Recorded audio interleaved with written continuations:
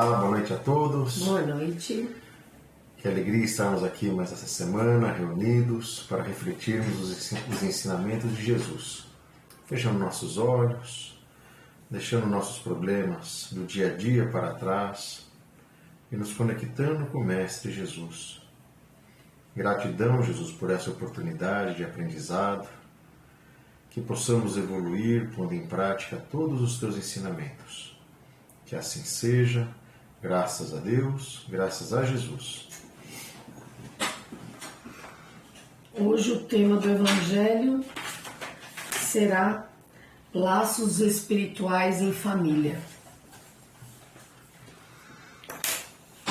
Os espíritos formam no espaço grupos ou famílias unidos pela afeição, pela simpatia e a semelhança de inclinações.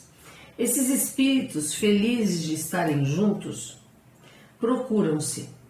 A encarnação só se separa momentaneamente, pois que uma vez retornando à erraticidade, eles se reencontram, como amigos na volta de uma viagem. Muitas vezes eles seguem juntos na encarnação, reunindo-se numa mesma família ou no mesmo círculo e trabalham juntos para o seu progresso comum. Se uns estão encarnados e outros não, continuarão unidos pelo pensamento.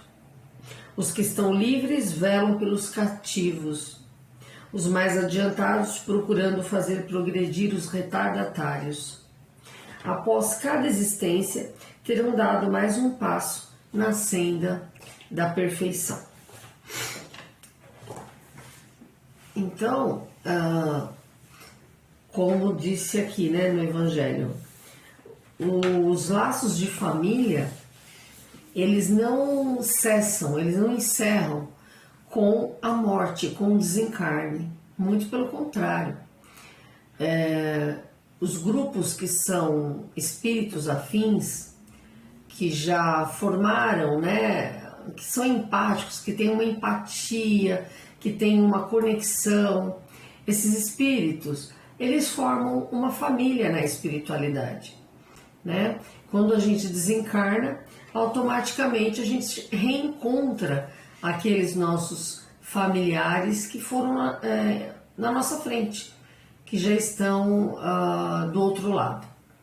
Pode acontecer de quando a gente desencarne, um parente nosso que já desencarnou há bastante tempo, já tenha voltado aqui para a Terra para reencarnar. Isso pode acontecer. Mas como está mencionado aqui, no Evangelho segundo o Espiritismo, o pensamento é o que nos conecta. Então, independente de um estar encarnado e o outro desencarnado, os laços continuam intactos. Por quê? Porque a gente se reencontra durante o sono, os espíritos se veem, se comunicam durante o sono, estando ou não os dois encarnados ou desencarnados. Só para ficar mais claro. Então, quando a gente desencarna, a gente volta para a espiritualidade e a gente se reencontra aqueles nossos familiares que já vieram com a gente várias vezes, como pai, como mãe, como irmão, como filho, como amigo, um amigo muito próximo, que tem uma empatia muito grande. Quando fala em família espiritual, gente, não é família, mamãe, papai, filhinho, Família espiritual significa espíritos que se agrupam se atraem por afinidades, Então, quando a gente desencarna, a gente reencontra um velho amigo, alguém que já foi nosso filho, ou que foi nosso pai, ou que foi nosso irmão, em existências remotas ou numa existência bem próxima, ou até nessa mesma existência. A gente se reencontra. Se esse espírito não estiver lá desencarnado, na erraticidade é não estar encarnado, Se a gente não consegue se reencontrar com esse espírito desses que nós possuímos afinidades, eles podem já ter reencarnado novamente. Isso não importa, porque a gente fica sempre em conexão. Tanto que a gente está aqui encarnado e quando a gente dorme, a gente às vezes sonha com parentes nossos que já se foram. E por que a gente sonha? Porque o nosso pensamento, ou eles pensaram em nós, ou nós pensamos neles, e de alguma forma nós nos atraímos durante o sono e nos reencontramos. Então, a conexão do grupo é enorme e prevalece, continua pela eternidade, né? Esse grupo só vai se ampliando, que no futuro muito próximo aqui na Terra, por exemplo, a gente vai se tornar uma grande família. Vai chegar um momento que a gente não vai precisar, quando o planeta evoluir o suficiente, a gente não vai precisar mais reencarnar. E aí a gente vai poder ficaremos todos na mesma dimensão. Mas a gente ainda precisa da reencarnação, porque a gente não consegue resolver todas as mazelas, todos os problemas que a gente tem, os nossos atrasos, numa única vida. Então a gente precisa ficar nesse intercâmbio, porque na carne é que a gente consegue se depurar, é na carne que a gente resolve as nossas questões, os nossos vícios de comportamento, né? Algumas coisas que a gente tem para fazer, né? Às vezes até para ajudar. Muitas vezes a gente reencarna para ajudar um familiar nosso, né?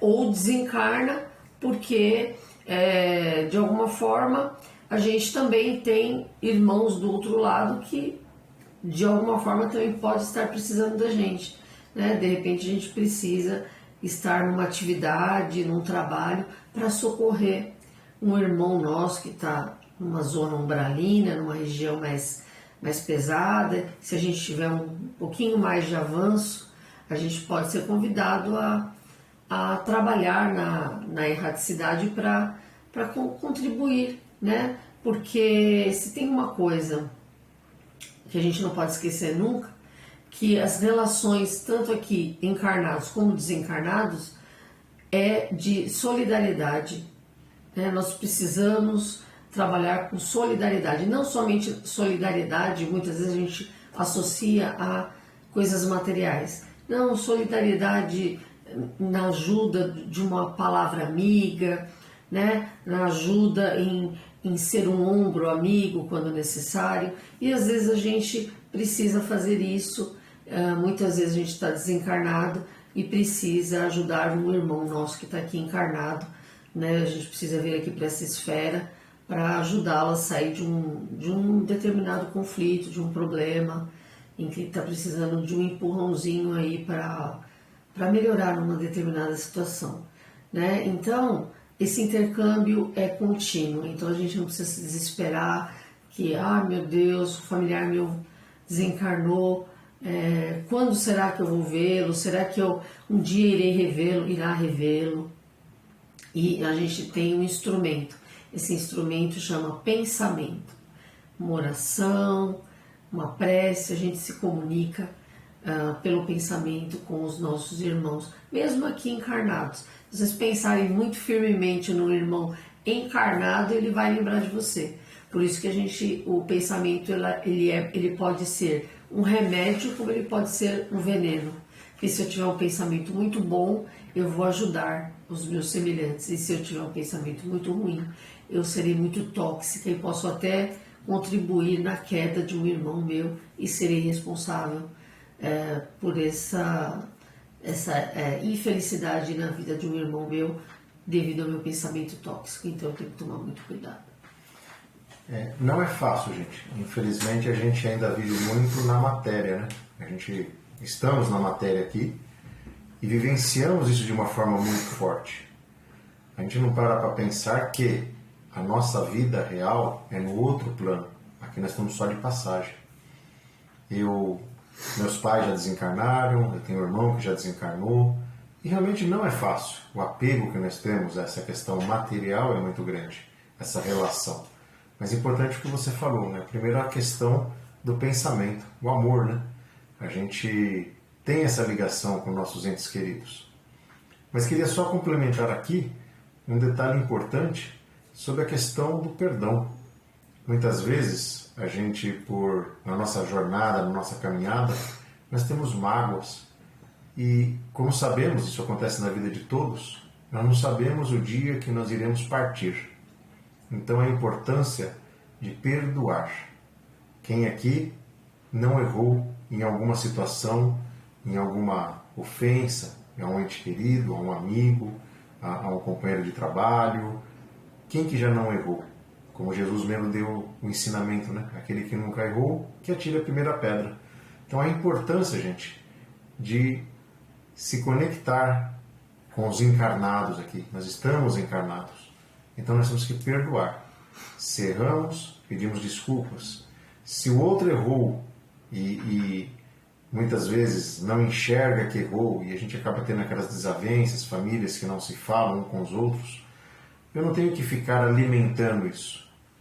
Prece, conexão com Deus, sabe? Procurar fortalecer essa questão do perdão. Lembrar de Jesus, né, amor? Exato. Quem não errou, que atire a primeira pedra. Então, como a gente não sabe qual será o momento do nosso desencarne, procura hoje, se você tem alguma desavença, resolver rápido, porque amanhã pode ser tarde. Então, a importância, né, de quando um ente querido chegou o momento dele, ele partiu, saber que ele só está levando o amor, só está levando essas questões de convivência boa, mútua, de paz, de harmonia. Se viemos num núcleo familiar, mas o meu ente querido era muito difícil. Não importa. Se veio nesse núcleo, foi para se ajustar. Foi para pôr em prova os ensinamentos, os conhecimentos. Então, se esse ente querido é difícil, ele veio junto do seu lado para você exercitar também a sua paciência, a sua resignação. Está tudo conectado. Não existe injustiça. Mesmo porque é muito fácil dizer que o meu irmão é difícil. Será que eu sou fácil? Né? A gente costuma ter um dedo, né? Olha, quando eu estou apontando o dedo para o Sérgio aqui, eu tenho outro dedo voltado para mim. Né? Será que eu sou tão certinha assim e o meu familiar é tudo errado? Né? É muito importante isso que o Sérgio falou, porque a gente precisa o tempo todo fazer exame de consciência, examinar a nossa consciência. Né? A gente não sabe exatamente quem nós somos. Nós deduzimos que somos pessoas boas, né? Nós deduzimos que somos pessoas do bem, que somos pessoas relativamente fáceis, ou então a gente até tem uma noção de que a gente tem defeitos ou tem algumas coisas que a gente precisa mudar, mas a gente sempre acaba achando que a gente é melhor do que a gente é. Isso é natural. Né? Nós ainda estamos num planeta muito atrasado, e ter um autoconhecimento e ter uma noção plena de quem somos é um processo muito complicado. Precisa de muita terapia, de muita autorreflexão, para sair um pouquinho do egoísmo de achar que todo mundo erra e que eu sou perfeita. Né? E o crescimento ele começa dessa lição, né? De que eu não sou perfeita, e que eu já falei aqui numa vibração não faz muito tempo, da diferença de ter paciência e de tolerar. E muitas vezes eu acho que eu tolero os defeitos dos meus familiares porque eu sou perfeitinha. Né? Eu tolero. Olha como eu sou perfeitinha.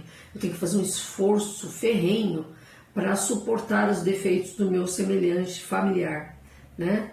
E então, quando eu começo a aprender que eu preciso primeiro ter paciência com os meus próprios defeitos, primeiro reconhecê-los, depois eu me acolho naquilo que eu sei que eu preciso mudar, que eu estou num processo de mudança, e depois eu olho para o meu semelhante, identifico que se eu erro, meu irmão também erra, e a partir disso eu vou gradualmente entendendo como ele funciona, sem julgar para não ser julgado. Jesus ensinou a todos nós o caminho, a bússola, né? Quem não errou, que atire a primeira pedra. Nossa, como Jesus deixou ensinamento pra gente. Não julgar para não ser julgado. Quem nunca errou, que atire a primeira pedra. Amar ao próximo como a si mesmo, né? E essa frase, essa fala de Jesus é importantíssima. Amar ao próximo como a si mesmo. Porque eu não posso amar o próximo se eu não amo a mim mesma. Mas como que eu amo a mim mesma? Quando eu me desnudo, quando eu tiro a minha máscara e olho no espelho e reconheço quem eu sou de verdade. Esse é o processo de auto-amor. É aí que eu começo a me amar, porque eu me acolho, eu acolho o meu lado luz e o meu lado sombra. E a partir disso eu reconheço no outro que ele tem fragilidades, ele erra, mas que eu também erro. E por isso eu tenho que todo dia exercitar o autocuidado, a paciência comigo e a paciência com meu irmão num processo de transformação aqui na Terra. Então essa passagem é lindíssima, porque fala dos laços e muitas vezes dos nós, né? Laço é uma coisa leve, uma coisa bonita. E nó são relações que estão desgastadas, confusas, em que ao invés de a gente ter um laço familiar, a gente tem um nó familiar. Então vamos desatar os nós e vamos formar laços, né, amor? Se está naquele núcleo familiar é porque ali tinha que estar. Então nós temos que procurar fazer o nosso melhor enquanto estamos aqui. Sim. A separação, nesse caso, ela é difícil, ela não é fácil. Né? A gente sofre, a gente sente saudade, mas quando eu fiz tudo que estava ao meu alcance encarnado, é mais leve, porque o nosso irmão, o nosso ente querido foi para o outro plano e eu fiz tudo o que eu podia por ele. Então você, aquele ente querido parte de forma leve, você continua aqui leve, vamos continuar a jornada adiante, temos que seguir adiante e ter a fé em Deus, a fé de que realmente um dia nós vamos todos nos reencontrar. E isso de uma forma material, né? Vamos dizer assim, mas como a Cris explicou, nós vamos nos encontrar todas as noites, porque quando a gente dorme, a gente se desliga do nosso corpo carnal e nós vamos encontrar com nossos entes queridos. Então é seguir adiante, enquanto estiver encarnado aqui, fazer tudo o que tiver ao nosso alcance, com paz, com harmonia, né? O material nós necessitamos, mas não viver escravo dele. Nesses momentos de separação, caixão não tem gaveta, não vai dar para levar nada, o que a gente leva é o amor, é o carinho, é a saudade do ente querido. Chorar de saudade, legal. Chorar de desespero, não. É difícil a partida? Mas temos que estar firmes, que aquele irmão, ele cumpriu a missão dele e o pai lá em cima entendeu que era o momento dele ser desligado. Exatamente. E nós temos que aceitar a vontade de Deus e seguir adiante. Exato. Agora nossas vibrações, vamos novamente fechando nossos olhos, sentindo a presença dos benfeitores celestes, auxiliares de Jesus, banhando nossas cabeças, com pétalas brancas, recheadas de amor, de luz. E junto ao Mestre querido, vamos emanar nossos melhores sentimentos ao nosso planeta, que passa por grandes transformações. Vibremos pelos países que se encontram em conflitos, pelos refugiados de guerra, pelos órfãos de guerra. Vibremos pelas famílias do mundo inteiro, pelas famílias que sofrem com a perda do ente querido, pelas famílias que têm problemas de drogas e alcoolismo dentro de seus lares, pelas famílias que têm problemas de relacionamento entre casais, entre pais e filhos. Vibremos pelos doentes nos hospitais, pelos irmãos que estão nos corredores à espera de um leito. Vibremos pelos irmãos que estão se tratando dentro de seus lares, com tantas enfermidades, com síndrome do pânico, com pensamentos suicidas. Vibremos pelos irmãos em situação de rua, pelos irmãos privados da liberdade, pelos irmãos indígenas, pelos velhinhos nos asilos. Vibremos pelos nossos lares. Te pedimos, Mestre querido, proteção aos nossos lares, proteção aos nossos familiares, aos nossos companheiros, aos nossos filhos, aos nossos parentes e amigos. Que essa energia de amor, de luz, possa contagiar nossos vizinhos, os moradores de nosso bairro, de nossa cidade, de nosso país, de todo o planeta Terra. Vibremos pelos irmãos que partiram desta vida, que eles possam ser acolhidos, amparados, possam ser encaminhados aos hospitais no astral, possam ser encaminhados aos educandários, possam ser envolvidos com o nosso amor, com a nossa luz. Silenciamos, Mestre querido, para que possamos abrir o coração a Ti e fazer nossos pedidos pessoais.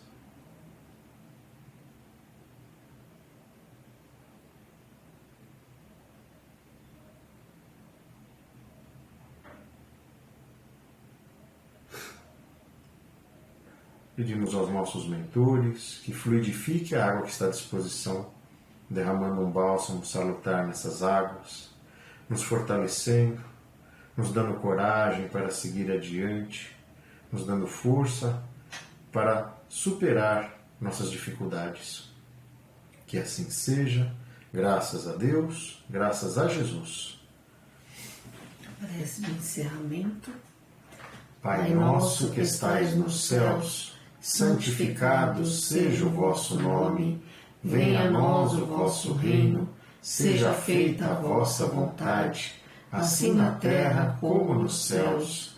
O pão nosso de cada dia nos dai hoje, perdoai as nossas ofensas, assim como nós perdoamos aqueles que nos têm ofendido, e não nos deixeis cair em tentações, mas livrai-nos de todo o mal, hoje, amanhã e sempre.